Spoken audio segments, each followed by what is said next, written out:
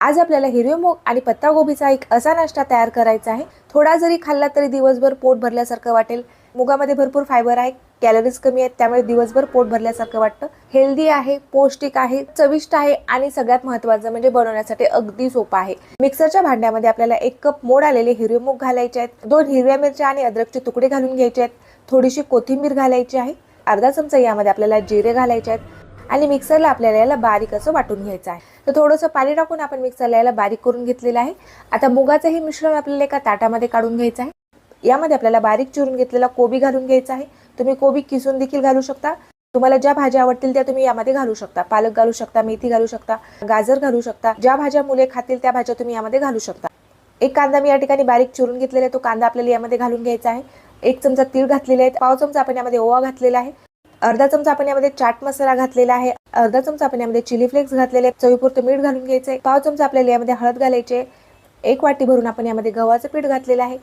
आता हे सर्व साहित्य आपल्याला छान असे मिक्स करून घ्यायचे. पीठ आपल्याला थोडंसं पातळच भिजवून घ्यायचं आहे, एकदम घट्टही भिजवायचं नाही. तुम्हाला जर याचे पराठे तयार करायचे असतील तर तुम्ही थोडंसं गव्हाचं पीठ यामध्ये वाढून पीठ थोडंसं घट्ट जर मळून घेऊ शकता. आता मी डायरेक्टच तव्यावरती हे थालीपीठ तयार करणार आहे, त्यामुळे मी पीठ थोडंसं पातळ ठेवलेलं आहे. तवा पण छान गरम करून घेतलेला आहे. तव्यावरती मी पांढरे आणि काळे तीळ घातलेले आहेत. 1-1 चमचा मिश्रण आपल्याला तव्यावरती घालून घ्यायचं आहे आणि हाताला पाणी लावून आपल्याला हे मिश्रण पसरून घ्यायचं आहे. मुलांच्या डब्यासाठी जर बनवायचे असतील तशा पद्धतीने तुम्ही छोट्या आकाराचे हे थालीपीठ बनवू शकता. तेल सोडून आपल्याला दोन्ही बाजूने छान असे भाजून घ्यायचे. दुसरी बाजू देखील आपल्याला छान खरपूस आणि रंग बदलेपर्यंत भाजून घ्यायचे. थालीपीठचा रंग बघू शकता तुम्ही, एकदम मस्त असा रंग आलेला आहे. छान कुरकुरीत खमंग चवीचे असे आपले हे थालीपीठ तयार होतात. तर दोन्ही बाजूने रंग बदलेपर्यंत आपण छान असं याला भाजून घेतलेलं आहे. मध्यम गॅसवरती भाजल्यामुळे आजपर्यंत व्यवस्थित असे भाजले जातात. एक थालीपीठ आपण या ठिकाणी मोठ्या आकाराचं तयार करून घेऊया. त्यावरती आपण परत पांढरे आणि काळे तीळ घातलेले, त्यावरती आपल्याला परत मिश्रण घालून घ्यायचं आहे आणि हे मिश्रण आपल्याला हाताला पाणी लावून पसरून घ्यायचं आहे. तर मोठ्या आकाराचं आपण हे थालीपीठ तयार करून घेतलेले, तेल सोडून घ्यायचं आहे. एक बाजू भाजलेली, आता आपल्याला थालीपीठ पलटी करून घ्यायचे. दुसरी बाजू देखील आपल्याला छान अशी भाजून घ्यायचे. तर एकदम छान खुसखुशीत असं आपण हे भाजून घेतलेलं आहे.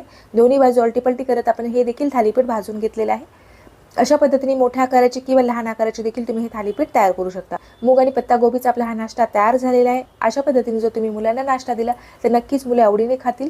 कुठल्याही चटणीसोबत, दह्यासोबत तुम्ही हे थालीपीठ खाऊ शकता.